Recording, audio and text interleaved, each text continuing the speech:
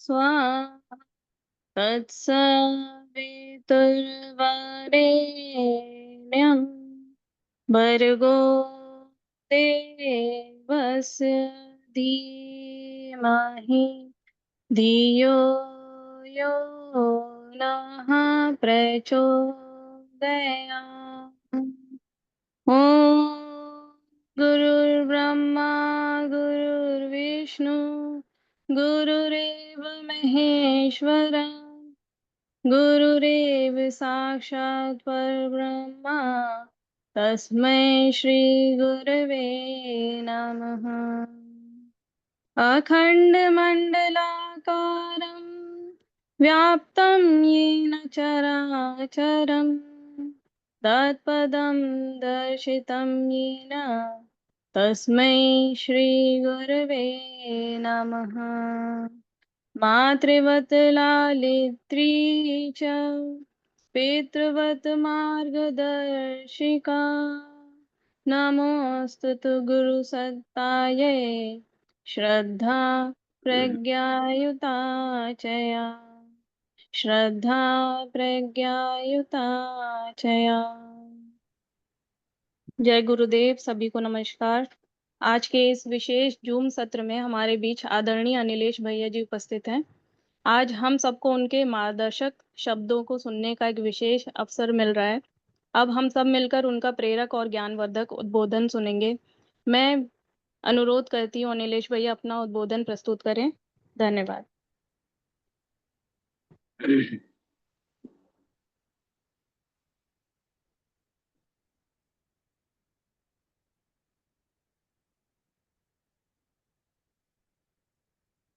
सभी आत्मीय बंधुओं को बहुत बहुत प्रणाम। सबका बहुत बहुत स्वागत, बहुत बहुत अभिनंदन है। साथियों, जितने भी परिजन हमारे सन्मुख उपस्थित हैं जूम ऐप के माध्यम से, उन सभी परिजनों के समक्ष हमारा अपना बचपन व्यतीत हुआ है। बहुत छोटेपन से ही आदरणीय निर्मला पांडे माता जी, जिनको हम रिश्ते में बुआ कहते हैं, और उनके माध्यम से आप सब लोगों से बहुत पहले से ही परिचय है। हमारे नोएडा से आदरणीय डॉक्टर साहब यहाँ जुड़े हुए हैं।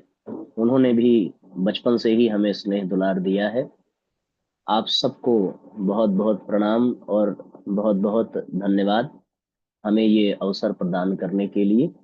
आइए, जो उत्तरदायित्व यहाँ से प्रदान किया गया है उसका सकुशल निर्वहन कर सकें, ऐसी गुरुसत्ता से प्रार्थना करते हुए गायत्री महामंत्र का एक साथ एक स्वर में उच्चारण करते हैं। आप सब भी हमारे साथ साथ गायत्री महामंत्र बोलने की कृपा करें। स्क्रीन पर गुरुदेव माता जी का भी आप सब लोग चित्र देख रहे होंगे, उन्हीं का ध्यान करें। हमारे पीछे आपको गुरुजी माता जी का चित्र दिख रहा होगा, और ये केवल कल्पना नहीं है अपितु वास्तविकता है कि हम जैसे अनेकों बच्चों के पीछे गुरुसत्ता का अनुदान वरदान निरंतर बरस रहा है, तभी हम लोग दो चार शब्द बोल करके वक्ताओं की श्रेणी में खड़े होने का दुस्साहस करते हैं। पर वास्तविकता ये है साथियों कि शब्द आपको हमारे दिखेंगे, पर उस शब्द के पीछे का विचार पूज्य गुरुदेव का है। ध्वनि अवश्य हमारी है, परंतु उस ध्वनि का प्राण गुरुदेव माता जी से निकल करके आता है। शरीर हमारा है, पर चेतना गुरुदेव माता जी की है, इसमें कोई दो राय नहीं है। सामर्थ्य अवश्य हमारी है, और शक्ति पूज्य गुरुदेव वंदनीय माता जी की ही है। पात्रता भले हमारी दिख रही हो, पर कृपा पूज्य गुरुदेव का, संरक्षण पूज्य गुरुदेव का, सब कुछ पूज्य गुरुदेव का। तो यहाँ से जो विचार हैं, जो भाव हैं, वो भी गुरुसत्ता के ही हैं। इन्हीं भावों के साथ आइए गायत्री महामंत्र का सस्वर उच्चारण करते हैं। ओ भूर्भुवः स्वः तत्सवितुर्वरेण्यं भर्गो देवस्य धीमहि धियो यो नः प्रचोदयात्। ॐ चैतन्यं शाश्वतं शान्तं व्योमातीतं निरञ्जनं नादबिन्दुसमानीतं तस्मै श्रीगुरुवे नमः। ॐ सद्गुरुचरण कमलेभ्यो नमः। वंदे भगवतीं देवीं श्रीरामं च जगद्गुरुं पादपद्मे तयोः श्रुत्वा प्रणमामि मुहुर्मुहुः प्रणमामि मुहुर्मुहुः।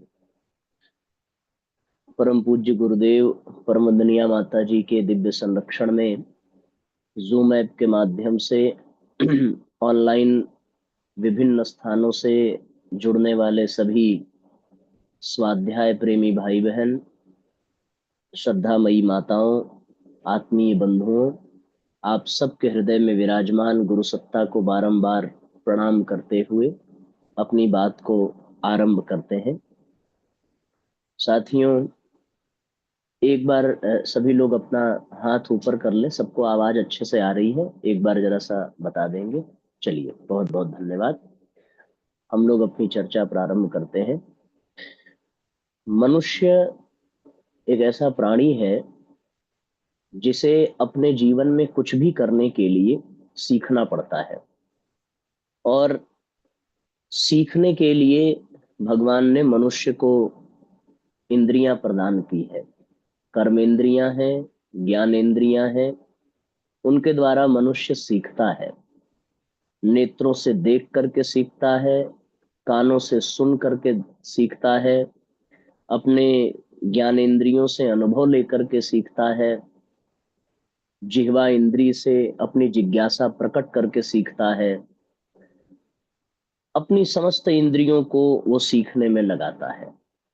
अन्य किसी प्राणी को सीखने के लिए इतना पुरुषार्थ नहीं करना पड़ता, क्योंकि उन प्राणियों को बहुत कुछ सीखने की आवश्यकता नहीं होती। उनके जीवन में कोई विशेष विकास क्रम होता नहीं है। अन्य जितने भी पशु पक्षी हैं, उनका जीवन एक निश्चित ढर्रे पर चलता चला जाता है।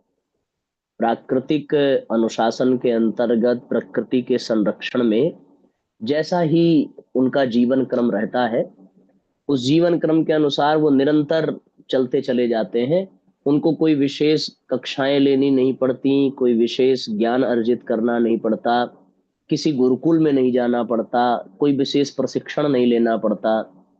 उनका जीवन एक लुढ़कती गाड़ी की तरीके से बस लुढ़कता चला जाता है। लेकिन मनुष्य का जो जीवन है वो एक निश्चित ढर्रे पर नहीं चलता। उसका कारण ये है कि भगवान ने मनुष्य को एक अवसर प्रदान किया है कि वो अपना जीवन अपने अनुसार बना सकता है। उसको चयन करने की स्वतंत्रता भगवान ने प्रदान की है। प्रज्ञा पुराण के प्रथम खंड के द्वितीय अध्याय में महर्षि पिप्लाद अष्टावक्र जी को यही बात बताते हैं। स्वातंत्र्यायाम, मनुष्य स्वतंत्र है चयन करने में। वो जैसा चाहे वैसा जीवन जी सकता है। अब वो जैसा चाहेगा वैसा ही उसको सीखना पड़ेगा, वैसा ही उसको प्रशिक्षण लेना पड़ेगा, वैसा ही उसको जानना पड़ेगा। सो अपने ज्ञानेंद्रियों के द्वारा, अपने कर्मेंद्रियों के द्वारा वो जानने की कोशिश करता है। बचपन से ही आपने देखा होगा कि जब बच्चा जन्म लेकर के आता है तो उसमें कितनी जिज्ञासाएं होती हैं, कितनी ललक होती है किसी चीज को जानने की, किसी चीज को समझने की, किसी किसी रहस्य के उसके ऊपर से पर्दा उठाने की बड़ा प्रयास करता है। बच्चे के मन में सैकड़ों नहीं हजारों प्रश्न होते हैं। जिज्ञासा ही ज्ञान की जननी है, ज्ञातुम इच्छा जिज्ञासा जानने की इच्छा को ही जिज्ञासा कहते हैं। सो वो जानने की इच्छा लेकर के मनुष्य बढ़ता है। अब जिसकी जैसी प्रवृत्ति रहती है वो उसी प्रवृत्ति के अनुसार जिज्ञासा प्रकट करता है, और जिसकी जैसी जिज्ञासा रहती है उसको जिस प्रकार का समाधान मिलता है वैसा ही उसका जीवन बनता चला जाता है।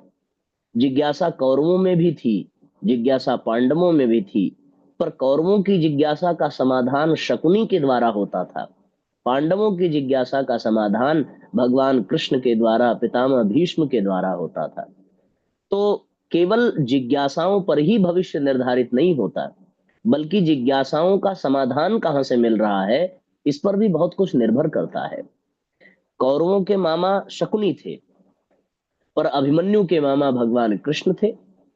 तो हैं तो दोनों मामा ही, लेकिन अभिमन्यु को जो समाधान कृष्ण से मिला तो अभिमन्यु महानता के पथ पर चल पड़े और आज हमारे आदर्श बन गए। पर कौरवों का जो समाधान वो शकुनी से मिला, कौरवों का समाधान धृतराष्ट्र से मिला। धृतराष्ट्र जो मोह का प्रतीक है, शकुनी जो कपट का प्रतीक है। तो जब समाधान स्वार्थ से, कपट से, मोह से मिलेगा तो फिर जिज्ञासाएं कितनी भी उत्कृष्ट हो वो पतन की ओर ही उसका परिणाम होगा। मनुष्य जिज्ञासा करके सीखने का प्रयत्न करता है। इसलिए साथियों, हर किसी से सीखना नहीं चाहिए। इस संसार में आज सीखने वालों की संख्या कम है, पर दुर्भाग्य ये है कि सिखाने वालों की संख्या अधिक है। शब्द पर ध्यान देंगे, दुर्भाग्य है कि सिखाने वालों की संख्या अधिक है और सीखने वालों की संख्या कम है। क्योंकि जो सीखना चाहता है वो वास्तव में खुद सिखाने लगता है और वो पूरा ज्ञान प्राप्त कर नहीं पाता। शास्त्र भी कहता है, अधजल गगरी छलकत जाए, आधा घड़ा छलकता ही जाता है, वो कभी पूर्ण हो नहीं पाता। इसलिए साथियों, हमारे भीतर जो जिज्ञासाएं हैं बड़ा महत्व रखता है कि उन जिज्ञासाओं को हम शांत किसके द्वार पर जाकर के कर रहे हैं, उन जिज्ञासाओं को हम शांत किस, उसका समाधान हम कहाँ से प्राप्त कर रहे हैं। अर्जुन की जो जिज्ञासा है वो अर्जुन भगवान कृष्ण के सामने प्रकट करते हैं और भगवान कृष्ण से अपनी जिज्ञासा का वो समाधान पाते हैं। स्पष्ट कहते हैं अर्जुन, प्रभु शिष्यस्ते हम शादिमाम त्वाम प्रपन्नम, मैं आपका शिष्य हूं, आपकी शरण में आया हूं, मेरा मार्गदर्शन करिए, मुझे कुछ भी नहीं सूझ रहा है। और भगवान फिर अर्जुन का मार्गदर्शन करते हैं। तो हम, ऐसा नहीं है कि हमारे भीतर जिज्ञासाएं नहीं है बहुत सारी जिज्ञासाएं, लेकिन साथियों हमारा भविष्य इस पर निर्भर करता है कि हम उन जिज्ञासाओं को शांत कहाँ कर रहे हैं, उसका समाधान कहाँ से प्राप्त कर रहे हैं। आज हमारी जिज्ञासाएं दोस्तों के सामने मिट रही हैं, हमारी जिज्ञासाएं विद्यालय में अध्यापकों के सामने, हमारे माता पिता के सामने, वातावरण के प्रभाव से, आजकल जो प्रचलन है सोशल मीडिया के माध्यम से हमारी जिज्ञासाएं शांत हो रही हैं। हमें लग तो रहा है कि हमें उपाय मिल गया, हमें लग तो रहा है कि हमें सार्वभौमिक समाधान मिल गया, पर वास्तविकता ये नहीं है। जो हम सोशल मीडिया के माध्यम से विचारों को पा रहे हैं और उन विचारों के माध्यम से हम अपनी जिज्ञासाओं को शांत कर रहे हैं, वो विचार महज एक विचार है, उसमें कोई अनुभव नहीं जुड़ा है, उसमें कोई तप नहीं जुड़ा है, उसमें किसी का प्राण नहीं जुड़ा है।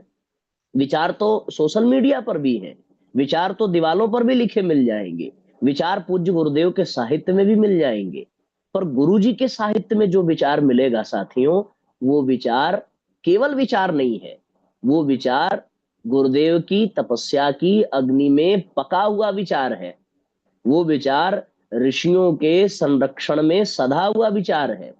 पूज्य गुरुदेव का वो विचार गुरुदेव के जीवन के अपने अनुभव का विचार है, उसमें एक ऋषि की चेतना काम करती है। वहां से अगर समाधान मिलता है तो फिर जीवन को सही दिशा मिलती है। और अगर वो समाधान किसी दोस्त से मिल जाए, किसी सामान्य व्यक्ति से मिल जाए, किसी सोशल मीडिया के प्लेटफॉर्म से मिल जाए, तो फिर साथियों वो समाधान हमारे लिए कल्याणकारी नहीं होता। इसलिए शास्त्रों में कहा गया है कि महाजनो ये न गतः सपंथ, वही मार्ग मार्ग है जिस पर महापुरुष चले हैं, जिस पर महापुरुषों ने चल करके दिखाया है। किसी अन्य मार्ग का अनुसरण नहीं करना चाहिए।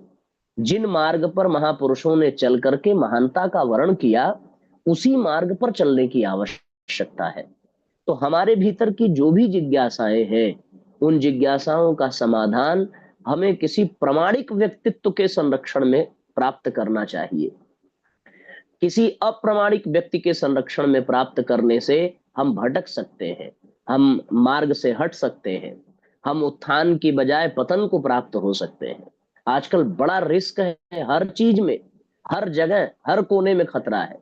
इसलिए साथियों, हमें अपने समाधान के लिए, अपनी जिज्ञासाओं को शांत करने के लिए, महानता का वर्ण करने के लिए किसी महापुरुष के संरक्षण में जाने की आवश्यकता है। अब प्रश्न ये उठता है कि महापुरुष है कौन, कहाँ मिलेंगे, और अगर मिल भी गए तो उनका सानिध्य कितनी देर का मिलेगा, ये भी तो बड़ी बात है। जो वास्तव में महापुरुष होगा, पहली बात तो उसको पहचानना बड़ा मुश्किल है। अब महापुरुषों के जो लक्षण शास्त्रों में बताए गए हैं, उस विषय पर चर्चा करना तो वो विषय अलग हो जाएगा। वो आप कभी शास्त्र अध्ययन के अनुसार अंतर्गत आप कभी प्राप्त कर लेंगे। पर महापुरुष को पहचानना बड़ा कठिन, नंबर एक बात।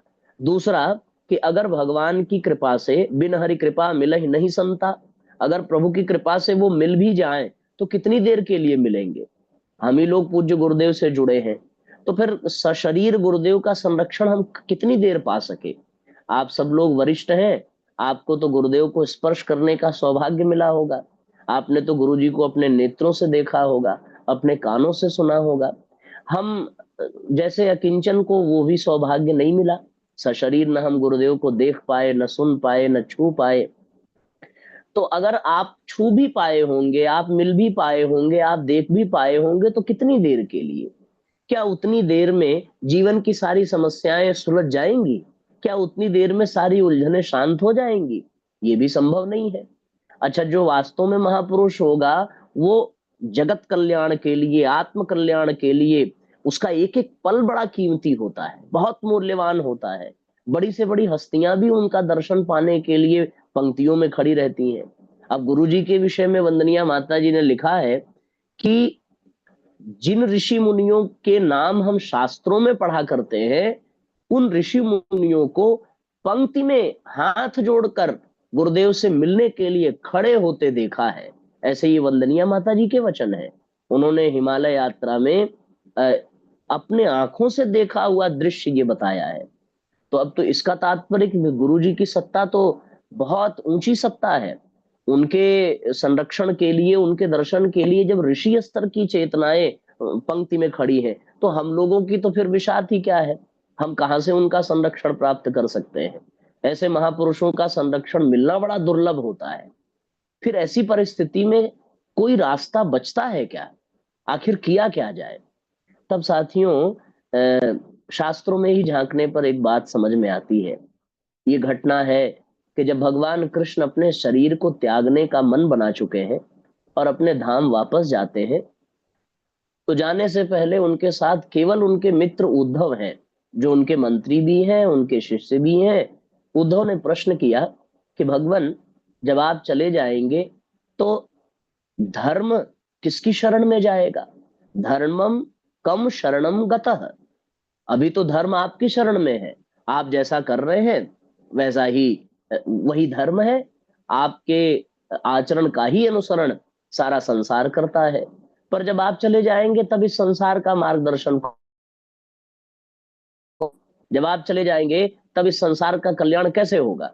अभी तो आप हैं, पर आपके जाने के बाद कलयुग प्रारंभ हो जाएगा। तो उद्धव के ऐसा कहने पर भगवान कृष्ण चिंतन करने लगे और फिर उन्होंने कहा कि भाई बात तो सही है। तब भगवान कृष्ण ने अपने शरीर से एक प्रकाश को प्रकट किया और उस प्रकाश को उन्होंने भगवान वेदव्यास जी के द्वारा रचित 18वां जो पुराण है, महापुराण, वो महापुराण श्रीमद् भागवत महापुराण, उसमें उन्होंने अपने प्रकाश को स्थापित किया। और इसी वजह से उस श्रीमद् भागवत महापुराण को स्वयं प्रत्यक्ष कृष्ण एव ही, उसको प्रत्यक्ष कृष्ण ही संतों ने माना है, श्रीमद् भागवत महापुराण को। उसके विषय में द्वादशांग वै प्रभो, ये द्वादशांग भगवान कृष्ण का ही प्रतीक है।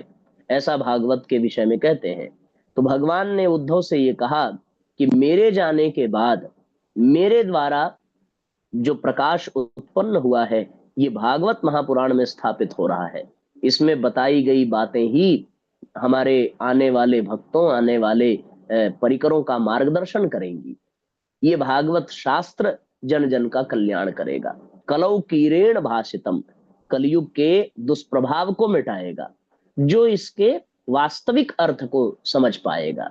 ज्ञान भक्ति वैराग्य च विवेको वर्धते महान, ये विवेक का अभिवर्धन करेगा, ज्ञान वैराग्य और भक्ति को जागृत करेगा। ऐसा भागवत के विषय में भगवान कृष्ण ने कहा है। और फिर उन्होंने देह का त्याग किया, अपने धाम चले गए। इसका तात्पर्य क्या हुआ साथियों? इसका तात्पर्य ये हुआ कि भगवान कृष्ण के प्रत्यक्ष अनुपस्थिति में उनके लीला, उनके गुणों और उनके चरित्र का वर्णन करने वाला भागवत शास्त्र, शुक शास्त्र, समाज का मार्गदर्शन करने के लिए तैयार है। उसको पुराणों का सूर्य कहा गया है। यही बात त्रेता युग में भी देखने को मिलती है। भगवान राम जब स्वधाम जाते हैं, साकेत गमन की योजना बनाते हैं, तो उनके साथ तो सारे लोग चले जाते हैं। जितने भी अयोध्या वासी हैं, जितने भी भगवान के ऋक्ष हैं, बानर हैं, पशु पक्षी हैं, सब भगवान के साथ ही साकेत जाते हैं। तो ऋषि मुनियों ने भगवान से प्रश्न किया है कि भगवान आपके बाद फिर कैसे होगा? तो फिर भगवान ने संकेत किया कि ब्रह्मर्षि आदि कवि ब्रह्मर्षि वाल्मीकि के द्वारा रचित रामायण में जो भगवान के महान चरित्र का वर्णन करता है, वहां से भगवान के आदर्श, भगवान के सिद्धांत, भगवान के क्रियाकलाप, वहां से भगवान के भक्त मार्गदर्शन प्राप्त करेंगे और उस मार्गदर्शन से जन जन का कल्याण होगा। तो ब्रह्मर्षि वाल्मीकि के द्वारा रचित रामायण और फिर उसका सरलीकरण गोस्वामी जी के द्वारा रामचरितमानस के रूप में, यानी राम जी का चरित्र और कृष्ण भगवान का चरित्र, ये आज समाज का मार्गदर्शन कर रहा है।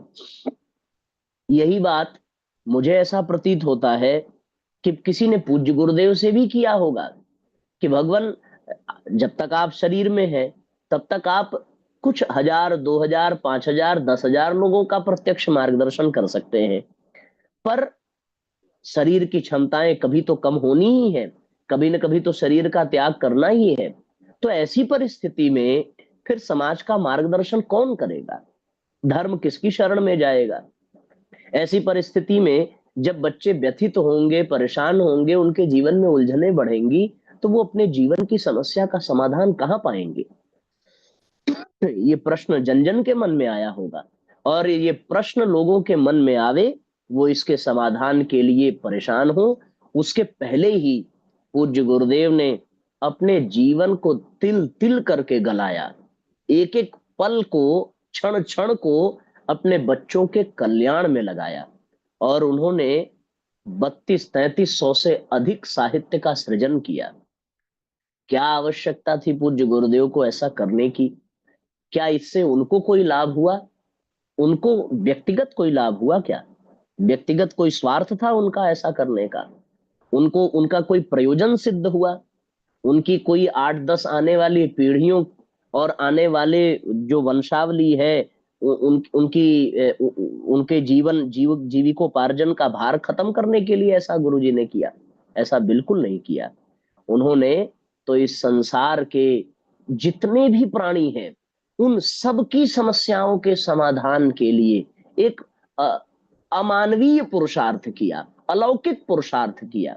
समस्याएं कम पड़ जाएं, ये संभव है, पर समाधान कभी कम पड़ने वाला नहीं है। गुरुजी ने इतने साहित्य लिखे हैं, हर पहलू पर, हर पक्ष पर, हर दृष्टिकोण पर, हर प्रकार का व्यक्ति, हर मानसिकता का व्यक्ति कोई भी समस्या लेकर के गुरुजी के चरणों में जाए, उनके साहित्य को खंगाले, और वो कभी निराश नहीं हो सकता, वो कभी परेशान नहीं हो सकता। उसको समाधान अवश्य मिलेगा, निश्चित मिलेगा, निस्संदेह मिलेगा।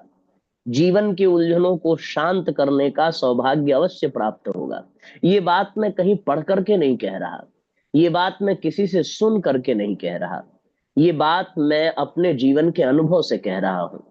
पिछले कुछ दिनों से मैं आपसे अनुभव बता रहा हूं।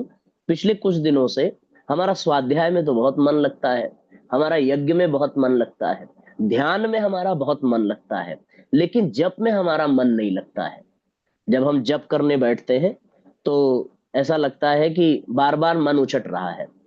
तो हम अभी शांति कुंज से होकर के आए, कल समाधि स्थल पर जाकर के हमने प्रार्थना की कि गुरुदेव जप में मन नहीं लगता है, ध्यान में लग जाएगा, स्वाध्याय में लग जाएगा, इसमें बहुत आनंद आता है, लेकिन हम थोड़ा और जप करना चाहते हैं। अब 9 दिवसीय अनुष्ठान कर लिया, 40 दिवसीय अनुष्ठान कर लिया, जप की संख्या तो पूरी हो रही है, पर मन ये कचोटता है कि जप की प्रगाढ़ता नहीं बन पा रही है। तो ये हमने अपनी समस्या गुरु जी के सामने वहां समाधि स्थल पर रखी। 3-4 दिन ये चिंतन चलता रहा, कहीं से कोई समाधान मिलता नहीं। तो अब देखिए गुरु जी का हम तो इसे चमत्कार ही कहेंगे, हम तो इसे कृपा ही कहेंगे। हो सकता है कोई इसे इत्तेफाक कह ले, हो सकता है कोई इसे एक संयोग कह ले, पर हमारे लिए ये संयोग नहीं है, हमारे लिए ये इत्तेफाक नहीं, हमारे लिए एक ये कृपा है, ये भगवान गुरुदेव का संरक्षण है। हुआ ये कि हम जब शांति कुंज से निकले हरिद्वार स्टेशन पर जाने के लिए, अचानक से मन में आया कि परिवहन विभाग में जरा सा चल करके देख लें, अगर कोई गाड़ी जा रही होगी तो उससे आराम से बैठ करके चले जाएंगे, गर्मी बहुत ज्यादा थी।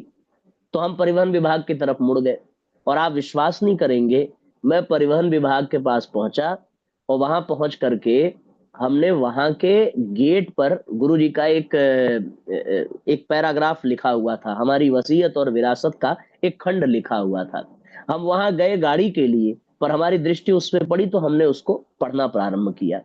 हमने पूरा पढ़ा, 2 बार पढ़ा, उसकी फोटो भी खींची, और आश्चर्य ये हुआ कि हमें आवश्यकता ही नहीं थी परिवहन विभाग जाने की, न कोई पहले से योजना थी। ऐसा लगा जैसे गुरुजी ने जबरदस्ती उधर मोड़ दिया, केवल उसी वाक्य को पढ़ाने के लिए, और उसी वाक्य में हमारे इस प्रश्न का समाधान था कि हमारा जप में मन क्यों नहीं लगता। उसी वाक्य में समाधान था, और तब से मैं उसको बार बार पढ़ रहा हूं, बार बार उस पर चिंतन हमारा चल रहा है। तो इसको तो हम कृपा ही कहेंगे कि वो जाते जाते उन्होंने जो हमारा प्रश्न था उसका समाधान कर दिया। ऐसे जीवन में एक बार नहीं अनेकों बार हुए हैं। जब जब मन में किसी समस्या का उद्भव हुआ है, तब तब उसका ऐसा समाधान मिला है कि हम उससे अपनी ही भी समस्या का, न केवल अपनी बल्कि उस समस्या से ग्रसित अन्यों का भी समाधान करने में अपने आप को समर्थ पाते हैं। इसका कारण क्या है? इसका कारण ये है कि आज गुरुजी सशरीर प्रत्यक्ष नहीं है, आज भगवान राम सशरीर नहीं है, आज भगवान कृष्ण सशरीर नहीं है, लेकिन उनके जो सिद्धांत है, उनके जो आदर्श है, उनके जो क्रियाकलाप है, उनकी जो जीवन शैली थी, वो सब कुछ हम लोगों को साहित्य के माध्यम से आज प्राप्त हुआ है। जैसे भगवान राम का चरित्र हम रामायण रामचरितमानस में देखते हैं, जैसे भगवान कृष्ण का चरित्र हम श्रीमद् भागवत महापुराण में देखते हैं, वैसे ही पूज्य गुरुदेव का चरित्र, पूज्य गुरुदेव की जीवन शैली, पूज्य गुरुदेव का सिद्धांत उनके द्वारा रचित विशाल साहित्य में पड़ा हुआ है। हमें समाधान ढूंढने के लिए, अपने जीवन की समस्या के लिए, अपनी जिज्ञासा को शांत करने के लिए आज इस स्थिति में कहीं जाने की कोई आवश्यकता नहीं है, न किसी से कुछ पूछने की आवश्यकता है। क्यों? क्योंकि एक ऋषि ने कृपा की है और सारी धरती पर कृपा की है, उसका प्रकाश बरस रहा है, शब्दों के रूप में, विचारों के रूप में, ज्ञान के रूप में। उन्होंने ऐसी अविरल धारा बहाई है कि व्यक्ति अगर एक वाक्य भी अपने जीवन में ग्रहण कर ले, अपने जीवन में उतार ले, तो उसका जीवन निस्संदेह बदलता चला जाए, और उसके जीवन की सारी समस्याएं साथियों मिटती चली जाए, इसमें कोई दो राय नहीं है। इसलिए हम सब लोगों को अपनी जिज्ञासाओं को शांत करने के लिए, अपने जीवन के उलझनों को बदलने के लिए, उसके समाधान के लिए स्वाध्याय के माध्यम से अपने जीवन को श्रेष्ठता की ओर ले जाने का बड़ा स्वर्णिम अवसर हम सबको प्राप्त हो रहा है। आज जब लोग इतना पेशेंस खो चुके हैं कि वो 5 मिनट का वीडियो क्लिप भी देखने में उनको कठिनाई हो रही है, वो अब 1-1 मिनट के शॉर्ट्स के पीछे भाग रहे हैं। ऐसी परिस्थिति में इसको एक अभियान का रूप देना कि लोग आराम से बैठ करके पुस्तक को हाथ में लेकर के पढ़ना प्रारंभ करें। और जब वो पुस्तक को पढ़ना प्रारंभ करते हैं तो फिर ऐसा प्रतीत होने लगता है जैसे वो पुस्तक उनके लिए लिखी गई हो, जैसे उनके जीवन की समस्या को वर्षों पहले किसी ऋषि ने पहचान लिया हो और पहचान करके उसको उसका समाधान उसमें पिरो दिया हो और वो व्यक्ति उसको प्राप्त करके निहाल हो गया हो। ऐसा प्रतीत होता है। ये किसी एक व्यक्ति का अनुभव नहीं है, ये आज सैकड़ों हजारों व्यक्तियों का अनुभव है और लोग इससे लाभ पा रहे हैं। मुझे एक घटना याद आती है कि जब भगत सिंह को फांसी की सजा सुनाई गई तो उनको जिस दिन फांसी मिलने वाली थी, दोपहर के बाद उनको फांसी की सजा हुई थी। सवेरे जेलर उनके कक्ष से घूमता हुआ आगे जा रहा था तो उसने देखा कि भगत सिंह जो अपने मृत्यु के कगार पर खड़े हैं, जिनको फांसी सुना दी गई है, वो कुछ पढ़ रहे हैं, कुछ लिख रहे हैं। तो जेलर रुक करके पूछा कि क्या पढ़ रहे हो? भगत सिंह ने इशारा किया और इशारा करके कहा कि कृपया आप दखल अंदाजी न करें, एक महापुरुष दूसरे महापुरुष से बात कर रहा है, ऐसा भगत सिंह ने कहा। तो फिर जेलर चुपचाप देखते रहे और वहां से चले गए। बाद में पता चला कि भगत सिंह गीता का अध्ययन कर रहे थे और वहां से ये पता चला कि जब उन्होंने कहा कि एक महापुरुष दूसरे महापुरुष से बात कर रहा है, इसका मतलब गीता के पढ़ने का तात्पर्य क्या हुआ कि स्वयं भगत सिंह भगवान कृष्ण से बात कर रहे हैं। महापुरुष महापुरुष से बात कर रहा है, यानी इन महापुरुषों का प्रत्यक्ष सानिध्य मिले न मिले, इनका हमेशा सतत संरक्षण मिले न मिले, शरीर है वो एक न एक दिन मरेगा ही, एक न एक दिन मिटेगा ही, लेकिन इनके द्वारा रची गई रचनाएं, इनके द्वारा लिखे गए साहित्य, इनके विषय में लिखा गया साहित्य वो जीवनदायिनी होती है और वो जन जन की समस्या का समाधान करने वाली होती है। वो उनका शरीर भले चला जाए लेकिन इन साहित्यों के माध्यम से, इन विचारों के माध्यम से उनका जो प्राण है, उनका जो तेज है, उनकी जो दिव्यता है वो इस धरती पर सदा सदा के लिए विद्यमान हो जाती है और जो उन प्राणों से जुड़ जाता है उसका जीवन धन्य हो जाता है। इसलिए साथियों, हम सब लोगों को एक अभियान के रूप में इस पर काम करने की आवश्यकता है। आज मानवता बहुत कष्ट में है, बहुत पीड़ा में है। लोगों के जीवन की उलझनें दिन प्रतिदिन बढ़ती जा रही हैं, तनाव बढ़ता जा रहा है, झंझटें बढ़ती जा रही हैं, उनकी मनोभूमि आवेश ग्रसित होती जा रही है। वो क्रोध से, लोभ से, मोह से, अहंकार से, अपनी अपने दुर्गुणों से इतना जकड़े हुए हैं, इतना जकड़े हुए हैं कि उनका जीवन ठहर सा गया है। और अगर उसमें गति भी है तो वो गति पतन की ओर है, वो गति उत्थान की ओर नहीं है, वो प्रगति नहीं है, बल्कि वो दुर्गति की ओर बढ़ रहे हैं। इसलिए साथियों, हम सब लोगों को ये प्रयास करने की आवश्यकता है कि हम अधिक से अधिक लोगों को गुरुजी के साहित्य से जोड़ सकें। और अब तो ये इतना सरल हो गया है ऑनलाइन। हमने जब कोरोना में ये प्रारंभ किया तो हमें भी इसका अनुमान नहीं था कि ये एक अभियान बन जाएगा, पर आज देखते देखते 8-10 भाइयों ने और बहनों ने मिलकर के ऑनलाइन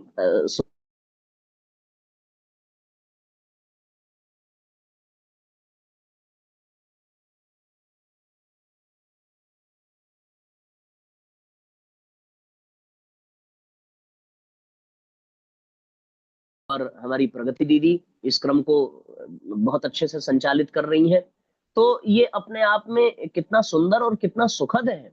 अब तो हमारे पास एक खुला मंच है जहां हम लोगों को ला करके जोड़ सकते हैं और जोड़ करके इससे लोगों को लाभान्वित कर सकते हैं, लोगों को गुरुजी के विचारों से जोड़ सकते हैं। जो लोग गुरुजी से मिल नहीं पाए, उनको देख नहीं पाए, उनको छू नहीं पाए, उनको और अधिक लाभ मिल सकता है अगर वो गुरुजी के विचारों को छू पावे। और फिर हम गुरुजी को छू पाए ये महत्व तो नहीं रखता, अगर गुरुजी के विचार हमें छू गए तो साथियों हमारा जीवन तो धन्य बन जाएगा। आज आवश्यकता है कि गुरुदेव के विचार हमको स्पर्श कर जाए, आज आवश्यकता है कि गुरुदेव के सूत्र हमारे जीवन में उतर जाए। और ये कितना सुखद संयोग है। आज हम प्रगति दीदी से बात कर रहे थे, उन्होंने बताया कि निर्मला माता जी के द्वारा और उनके द्वारा एक बहुत अच्छी शुरुआत की गई। मुझे तो आप दोनों के नाम की सार्थकता लगती है। जैसे कितनी सुंदर युगल जोड़ी है। कैसी जोड़ी है? जैसे अपने प्रखर प्रज्ञा और सजल श्रद्धा, एक ये गुरुदेव माता जी की जोड़ी है ना। उसी प्रकार से आप यहाँ भी देखिए, एक का नाम निर्मला यानी कितना निर्मल यानी सजल श्रद्धा, और दूसरे का नाम प्रगति दीदी। ये प्रगति करने का इससे बड़ा क्या रास्ता हो सकता है? सद्विचारों को धारण करना और अपने जीवन में प्रगति करना, अपने जीवन को निर्मल बनाना। ज्ञान हमें निर्मल बना देता है। तो फिर ये नाम की सार्थकता है। जैसा नाम है आदरणीय निर्मला पांडे जी, तो वो हम सबको निर्मल बनाने के लिए, और प्रगति दीदी का नाम वो हमारे जीवन में उत्तरोत्तर प्रगति हो। और इसका आधार दोनों ने मिलकर के गुरु जी के विचारों को, गुरु जी के साहित्य को बनाया है।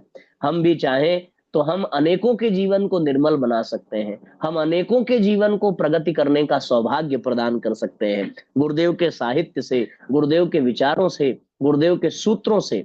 हम गुरुदेव को भले स्पर्श न कर पाए, पर हम गुरुदेव के विचारों को जन जन तक पहुंचा दे, हम गुरु जी के साहित्य को जन जन तक पहुंचा दे। और इसके लिए साथियों, अब तो किताब भी खरीदने की जरूरत नहीं, किताब भी उन तक पहुंचाने की जरूरत नहीं।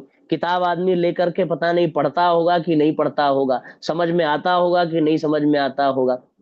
हमें तो ये भी जान करके अच्छा लगा कि हमारी आदरणीय रेखा माता जी बहुत अच्छी व्याख्या करती हैं और लोग उसको सुनते हैं। तो ये अच्छी बात है ना। आप तीनों लोग, चारों लोग और जितने भी लोग मिल करके इस क्रम में सम्मिलित हो रहे हैं, प्रत्यक्ष और परोक्ष सहयोग प्रदान कर रहे हैं। ये संसार को निर्मल बनाने के लिए प्रगति की एक रेखा खींची जा रही है, और इसका सौभाग्य सबको मिल रहा है।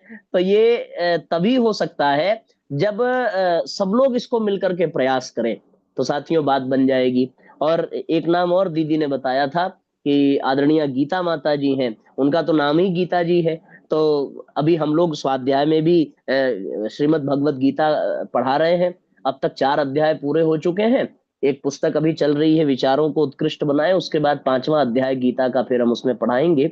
तो आप गीता के ज्ञान को, गुरु जी के साहित्य को जन जन तक पहुंचाने का एक दृढ़ संकल्प करने की आवश्यकता है। अगर हम लोग अपने जीवन में झांक करके देखें, तो हम तो यही पाएंगे ना कि हमारे जीवन में आज जो कुछ भी अच्छा है वो गुरु जी के विचारों के कारण है, वो गीता के ज्ञान के कारण है। तो ये सौभाग्य दूसरे को क्यों ना मिले? हमारे अगल बगल के जो लोग हैं, उनसे जाकर के हमको कहने की आवश्यकता है। हमारे जो इष्ट मित्र हैं, उनसे कहने की आवश्यकता है। जिस विधि से जो समझे उस विधि से कहने की आवश्यकता है। जो पैसे का लोभी हो उसको पैसे का लालच देकर के स्वाध्याय से जोड़िए, जो सम्मान का लोभी हो उसको सम्मान देकर के स्वाध्याय से जोड़िए, जिसके ऊपर प्रभाव हमारे पद प्रतिष्ठा का पड़ता हो उसे पद प्रतिष्ठा का प्रभाव देकर के स्वाध्याय से जोड़िए, जो हमारे प्रेम में स्वाध्याय करना चाहता हो उससे प्रेम करके स्वाध्याय कराइए, जो हमारी डांट से स्वाध्याय करता हो उसको डांट करके कराइए, जो हमसे नाराज होकर के करता हो, रुष्ट होकर के, उसको नाराज होकर के कराइए। हर विधि से, हर प्रकार से, हर तरह का प्रयास करके उसको स्वाध्याय से जोड़िए। साम दाम दंड भेद जो अपना सकते हैं वो अपना लीजिए। महाकाल देख रहा है, ऐसा अवसर दोबारा मिलने वाला नहीं है। ये सौभाग्य हम सबको मिला है, तो हमें अपना 100% देने की आवश्यकता है। हर विधि से, हर तरह से हमें ये प्रयास करने की आवश्यकता है, ताकि हम लोगों को, अधिक से अधिक लोगों को इस तरह से जोड़ सकें और उनको प्रेरित कर सकें, ताकि वो इससे लाभान्वित हो सके। और जब ऐसा हो जाएगा साथियों, तो निश्चित रूप से आने वाले समय में जब कभी भी इस विषय पर चर्चा होगी कि श्रेष्ठ विचारों को फैलाने में किन किन लोगों का योगदान रहा है, तो निश्चित रूप से आप सब लोगों का नाम स्वर्णिम अक्षरों में लिखा जाएगा कि इन लोगों ने अपने घर बैठे ही हजारों लोगों को, सैकड़ों लोगों को, लाखों लोगों को भगवान महाकाल की चेतना से, उनके विचारों से जोड़ा है। कारण यही है, जिस विषय की चर्चा हम प्रारंभ में कर रहे थे, अभी भी उसी बिंदु पर केंद्रित होकर के हम बात कर रहे हैं। क्या बात कर रहे हैं? कि महापुरुषों का प्रत्यक्ष सानिध्य अब नहीं मिल पाएगा, मिल भी गया तो समय नहीं मिल पाएगा। तो हमें उनके विचारों से जोड़ने के लिए उनके साहित्य से जोड़ना पड़ेगा। उनकी चेतना उनके साहित्य में है, उनके विचारों में है। लोगों में जिज्ञासाओं का अभाव नहीं है, पर जिज्ञासाएं उनकी गलत जगह शांत हो रही है।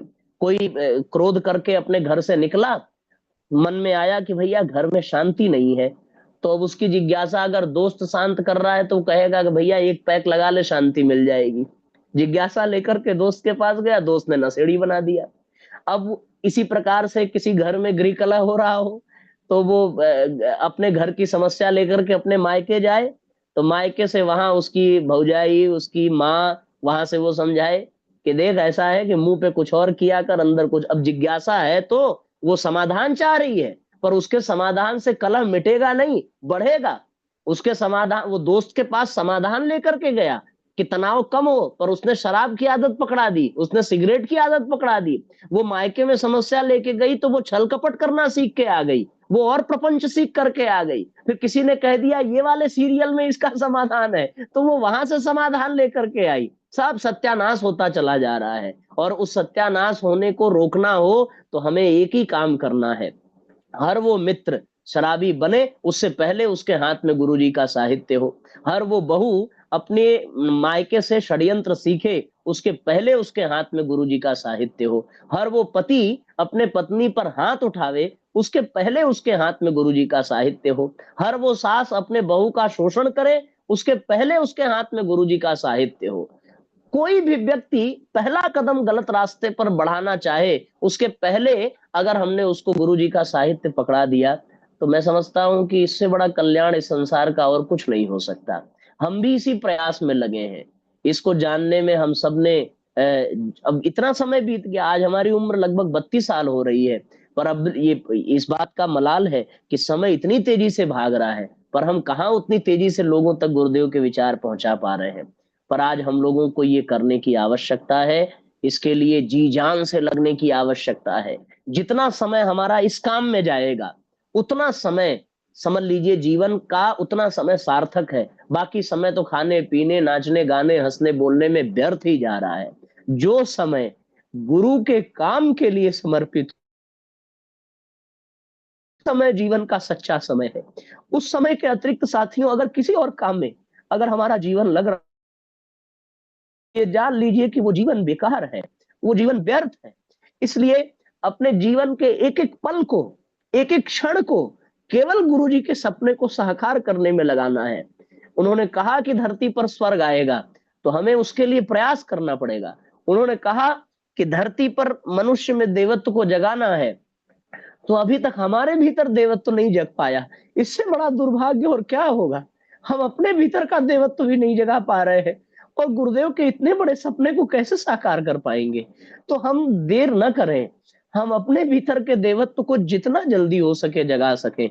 हम देवता बनेंगे, हमें देखकर 10 और बनेंगे, उन 10 को देखकर 100 और बनेंगे। और ये सब केवल और केवल गुरुजी के सिद्धांत, उनके विचार, उनके आदर्शों पर चल करके ही होगा। हमारे जीवन का एक एक कदम गुरुदेव के सिद्धांतों पर आगे बढ़े, गुरुदेव के संकल्पों पर आगे बढ़े, गुरुदेव के आदर्शों पर आगे बढ़े। इसी भावना के साथ, इसी मंगल कामना के साथ हम अपनी वाणी को विराम देते हैं। आप सबको बहुत बहुत प्रणाम, बहुत बहुत धन्यवाद जुड़ने के लिए, हमारी बात सुनने के लिए। सबको प्रणाम, हृदय से प्रणाम। और ये अवसर प्रदान किया प्रगति दीदी ने, निर्मला माता जी ने। मैं आप दोनों को विशेष आभार देता हूँ। बहुत बहुत धन्यवाद, बहुत बहुत प्रणाम सबको।